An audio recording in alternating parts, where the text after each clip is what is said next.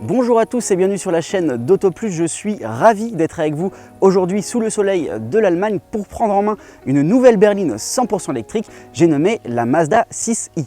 Alors si en France elle n'est pas encore connue, en Chine, elle est déjà commercialisée sous un autre nom puisque ce modèle est le fruit de la collaboration entre Mazda et Changan Automobile qui fournit notamment l'électrification et le système d'infodivertissement. Pour le marché européen, le modèle se la joue un petit peu plus premium pour essayer de s'imposer dans l'univers très concurrentiel de la berline électrique et tenter de rivaliser avec les Tesla Model 3 BYD Seal ou encore Volkswagen ID.7. Alors quels arguments a-t-elle à nous présenter pour tenter cet exploit? Eh bien c'est ce que nous allons voir ensemble aujourd'hui.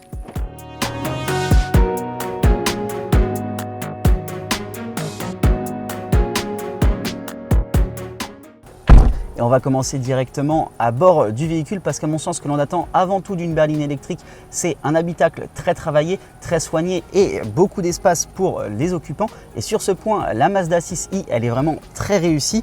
On a le droit sur notre finition du jour haut de gamme Takumi Plus à un intérieur avec du cuir qui est accompagné de suédine, qui est un tissu spécifique qui habille notamment le tableau de bord et les contreportes. En plus dans la couleur un petit peu beige camel, personnellement j'adore. La version d'entrée de gamme Takumi, elle, aura le droit à un beige un petit peu plus sobre ou à du noir plus consensuel. On retrouve aussi des sièges monoformes avec donc l'appui-tête qui est directement intégré dans celui-ci avec le nom du constructeur qui est gravé en toutes lettres. Des sièges qui sont perforés et qui permettent une meilleure ventilation, qui sont plutôt confortables. En plus, on a un volant avec un méplat qui est encore une fois est plutôt joli et qui dispose de petites surpiqûres que l'on retrouve aussi sur le tableau de bord et sur l'imposante console centrale. Quand on est vraiment derrière le volant, on a l'impression d'être un petit peu dans un conco. Voilà, l'ambiance globale esthétique, elle est vraiment très réussie. En plus, on a le droit à quelques détails en chrome satiné sur la console, mais aussi pour les bus d'aération. Et au global, on a une planche de bord qui est très épurée et qui est très à la mode finalement dans une berline électrique. Il n'y a pas beaucoup de boutons physiques et ça, c'est vraiment ce que l'on attend de ce genre de modèle. En termes de technologie embarquée, le conducteur a le droit en face de lui à un compteur numérique de 10,6 pouces et c'est le premier petit bémol de cette Mazda 6i. C'est ce compteur justement qui affiche quand même beaucoup d'informations, ça fait un petit peu fouillis et en plus de ça, c'est pas l'habillage le plus sexy que l'on peut avoir sur le marché. Heureusement, finalement, ce compteur, on ne va pas vraiment le regarder parce qu'on est bien aidé par l'affichage tête haute qui est assez gros et qui permet de ne pas quitter la route des yeux.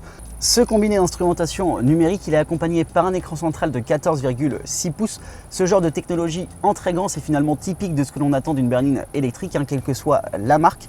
C'est sur celui-ci que vous allez pouvoir gérer l'ensemble des paramètres du véhicule. Vous avez, comme sur la plupart, une barre de raccourci située en bas de l'écran qui va permettre notamment de gérer la climatisation ou encore de revenir à la page d'accueil. Une page d'accueil qui est quasiment entièrement personnalisable. Il y a beaucoup d'applications sur cet écran, il va falloir fouiller un petit peu et prendre ses marques avant de repérer vraiment les applications qui vont le plus vous intéresser. Et c'est sur celui-ci aussi que vous allez pouvoir désactiver les aides à la conduite. Au début, je pense que la prise en main, elle va pas être des plus faciles, mais une fois que vous aurez le réflexe, ça devrait être beaucoup plus simple. À l'arrière, avec l'empattement de 2,89 m, on a beaucoup d'espace au niveau des jambes. D'ailleurs, Mazda revendique le plus grand espace de la catégorie. On retrouve également la même qualité des matériaux qu'à l'avant, donc avec le cuir, le tissu suédine qui est sur les contreportes et également les surpiqûres et les sièges ventilés. On a le droit en plus à une climatisation spécifique qui se gère sur le petit écran qui est situé derrière la console centrale. Donc on a une climatisation trizone sur le modèle. On peut aussi déplier cette partie du siège central pour disposer de deux portes doublées ou d'un accoudoir. Et enfin, on profite aussi d'un toit panoramique de série sur notre finition haut de gamme du jour. Et c'est aussi une fois sur la banquette qu'on va pouvoir pleinement profiter de l'ambiance lumineuse du modèle qui habille la console centrale et le tableau de bord et qui est configurable sur 64 couleurs différentes. Et on arrive sur le deuxième petit bémol entre guillemets de cette Mazda 6i, c'est au niveau du volume de coffre, puisqu'on dispose de 336 litres. Mais chez Mazda, on est astucieux puisque en poussant jusqu'au haillon, on peut atteindre un volume de 466 litres selon le constructeur. En revanche, la visibilité à l'arrière sera forcément dégradée, mais néanmoins en rajoutant le frunk à l'avant de 72 litres, et bien finalement vous avez suffisamment d'espace pour ranger tous vos bagages. Voilà, maintenant qu'on a fait le tour de la présentation intérieure, on va aller en prendre le volant, on va parler un petit peu de la puissance, de la capacité de la batterie, mais aussi des temps de recharge.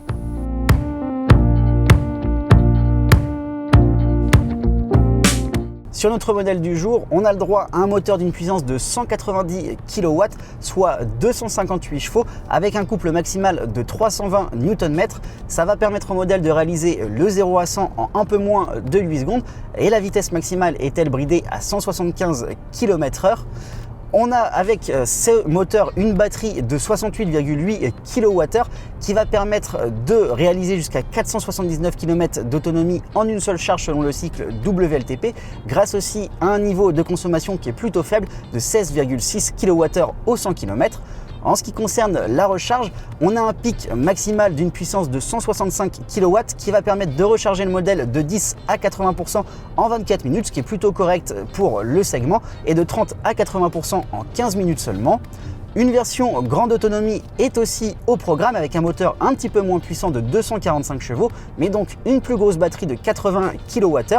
Cette version va proposer à peu près les mêmes performances et niveaux de consommation que la version que l'on a à l'essai aujourd'hui. En revanche, on va avoir une autonomie de 552 km en une seule charge avec donc le cycle WLTP. Néanmoins, côté recharge, elle va clairement être à la traîne avec un pic de puissance maximale de 90 kW qui va permettre au modèle de recharger de 10 à 80% en 47 minutes et de 30 à 80% en 35 minutes. Clairement, d'office, le modèle il est éliminé d'emblée dans cette configuration, sauf donc pour un certain type de profil d'automobiliste. Et puisque l'on parle de recharge, le modèle embarque un planificateur directement intégré dans sa navigation pour pouvoir repérer les bornes les plus proches de vous. Pour profiter au maximum des capacités du véhicule, vous allez disposer d'un mode sport qui va permettre d'avoir des accélérations plus franches, une direction qui est plus ferme dans le volant et un freinage régénératif qui est minimisé. Autrement, vous avez aussi un mode normal qui est le mode recommandé par Mazda pour rouler notamment en ville, avec donc des accélérations plus fluides et un freinage régénératif qui est optimisé. Et enfin, vous avez un troisième mode, c'est le mode individuel qui lui va vous permettre d'un petit peu de gérer votre modèle comme vous l'entendez en configurant donc les niveaux d'accélération et le niveau du freinage régénératif sur 4 options différentes. On est sur un modèle à propulsion avec donc une puissance qui est directement transmise au arrière pour essayer de maximiser les sensations de conduite, avec aussi une répartition du poids qui est plutôt équilibrée avec donc 47% du poids à l'avant et 53% du poids à l'arrière. Et enfin, on a un essieu arrière multibras, encore une fois pour faciliter le dynamisme du modèle. Malgré tous ces éléments et la présence du mode sport, je trouve pas le modèle si sportif que ça finalement, je le trouve beaucoup plus confortable que sportif. On a quand même une direction qui est précise et qui suit bien les mouvements du conducteur. Mais voilà, le modèle il n'est pas non plus hyper performant et les aspérités de la route par contre en revanche, elles sont vraiment bien gommées. Au niveau de la position de conduite, je trouve que pour une berline, on n'est finalement pas si bas et si proche de la route, on est plutôt au perché et pourtant j'ai l'impression d'avoir quand même bien réglé mon cockpit. Les sièges sont d'ailleurs réglables électriquement sur les 3 axes et pour les plus grands, ça va être vraiment bienvenu de pouvoir régler la hauteur puisqu'avec la taille du véhicule de 1m48, avec mon 1m80, là je touche quasiment déjà le plafond. En termes de visibilité, je parlais tout à l'heure lors de la présentation intérieure de l'affichage tête haute, et celui-ci il est largement visible même avec la forte luminosité que l'on a aujourd'hui. En plus, on a un grand pare-brise, néanmoins il est un petit peu gâché par le rétroviseur intérieur. Un rétroviseur intérieur qui nous permet d'avoir une vue sur la petite lunette arrière. La vue à l'arrière, elle est pas forcément terrible. D'ailleurs, d'ici, je vois pas le spoiler qui peut se déplier à 90 quand on atteint la vitesse de 90 km/h et qui vient favoriser l'aéro et qui se replie automatiquement quand on passe en dessous des 50 km/h. Enfin, en termes d'aide à la conduite, le modèle il en est largement équipé. Tout ce que l'on attend finalement d'une berline électrique premium sur le marché. Et il a même des modes un petit peu rigolos et qu'on n'a pas forcément l'habitude de voir, notamment un mode lavage par exemple qui permet de tout simplement fermer toutes les fenêtres, abattre les rétroviseurs automatiquement et de désactiver l'automatisation des essuie-glaces. Et aussi un autre que je voulais évoquer avec vous, c'est le mode appel privé qui va permettre de masquer les informations d'appel sur l'écran central et d'en avoir la conversation téléphonique uniquement dans les deux haut-parleurs qui sont situés dans l'appui-tête du conducteur. Voilà, c'est deux modes un petit peu rigolos et comme fonction un petit peu encore assez atypique. On a aussi, vous connaissez sans doute la reconnaissance vocale dans les voitures, et bien on a également une reconnaissance gestuelle. Donc normalement, quand je fais ce genre de signe, le modèle est capable de détecter une intention. Ça par exemple, ça veut dire mets la musique et le doigt sur la bouche, ça veut dire coupe la musique. Alors là, on est sur un modèle de pré-série encore, donc toutes les fonctionnalités ne sont pas disponibles. Mais voilà, c'est toujours des petits gadgets en plus qui font plaisir, un peu à la star de ce que peut peut faire Tesla et ses ambiances de 1 minute, 1 minute 30, voilà, qui font toujours rigoler et qui amusent la galerie. Voilà, je pense qu'on a fait le tour par rapport au temps qui nous a été accordé au volant du modèle. On va s'arrêter sur le bas-côté pour évoquer le design extérieur pour ceux qui n'auraient pas encore eu le temps de la découvrir pleinement. Et puis ensuite, il sera temps de conclure.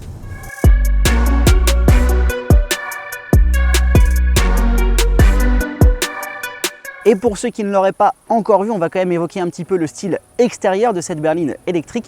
Mais pour plus de détails, je vous invite à aller voir celle que l'on a tournée au salon de Bruxelles. On a donc un capot avec des lignes très affirmées et inclinées qui se termine sur une calandre pleine très sophistiquée qui est entourée par une signature lumineuse qui lui donne une espèce de sourire et qui fait qu'on l'identifie facilement sur la route. Cette signature lumineuse, elle est complétée par des feux très fins qui sont très dans l'air du temps et par un logo, le nouveau logo même de Mazda qui lui aussi est illuminé. Et enfin, avec ses entrées d'air sur le côté, elle a un vrai look aéro sur sa face avant. De profil, je vous le donne en mille, on retrouve sans grande surprise une ligne de toit très fuyante, comme sur la plupart des berlines électriques. Mais Mazda est venu pousser le curseur du premium avec donc cet effet chromé au niveau du bas des vitres, mais aussi des baguettes inférieures. Un effet stylistique sur la portière avant avec le nom du constructeur en toutes lettres. On a le droit à des coques de rétroviseur noires qui ressortent du reste de la carrosserie. Une carrosserie avec une teinte rouge qui est la couleur principale de Mazda. On a également le droit à des jantes de 19 pouces semi-pleines sur notre finition du jour Takumi Plus. Et enfin, forcément, pour faciliter l'aérodynamisme, on a également des poignées affleurantes. Sur la partie arrière, comment ne pas commencer par la signature lumineuse qui vient parcourir l'ensemble de la malle de coffre et qui est un clin d'œil à la Mazda RX-7. On retrouve donc les deux feux ronds typiques de part et d'autre comme sur l'ancien modèle. On a également le spoiler arrière dont je vous parlais tout à l'heure lors de la partie conduite qui cette fois-ci n'est pas déployé. Et pour éviter que cette malle soit en un seul volume, on a une ligne ici qui vient casser un petit peu pour donner un petit peu plus de structure à cette face arrière. Et enfin, la dernière nouveauté sur cette partie, c'est le lettrage en toutes lettres du nom du constructeur Mazda, alors qu'auparavant on avait un simple logo.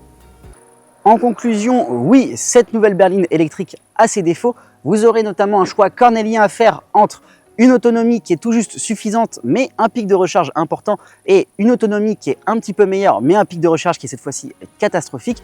Toutefois, elle a aussi ses avantages, à commencer par un look qui est vraiment stylé, un intérieur qui est bien fini et un prix aussi très intéressant puisqu'en finition d'entrée de gamme, elle commence à partir de 42 900 € et en finition haut de gamme comme l'on a à l'essai aujourd'hui en Takumi Plus, elle est disponible à partir de 44 900 €. Seule sur son segment, la Tesla Model 3 arrive à afficher un tarif d'entrée qui est légèrement inférieur. Toutefois, Mazda reste assez lucide puisque le constructeur espère vendre 400 modèles d'ici la fin de l'année. Pourquoi? Eh bien tout simplement parce que déjà le réseau Mazda n'est pas encore implanté partout en France, mais surtout le marché de la berline électrique, c'est un marché de niche sur notre secteur auto.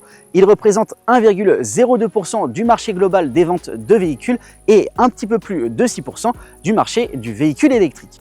Dernier petit point avant de se quitter, le modèle que l'on a eu en main aujourd'hui devrait être le plus vendu par Mazda en France. Dans cette configuration, le constructeur s'attend à ce que celle-ci représente 80% des commandes. Voilà, c'est tout pour cette vidéo. J'espère qu'elle vous aura plu. Vous pouvez vous abonner à la chaîne Auto Plus et d'ici là, nous, on se dit à très vite pour de futurs essais automobiles. Ciao!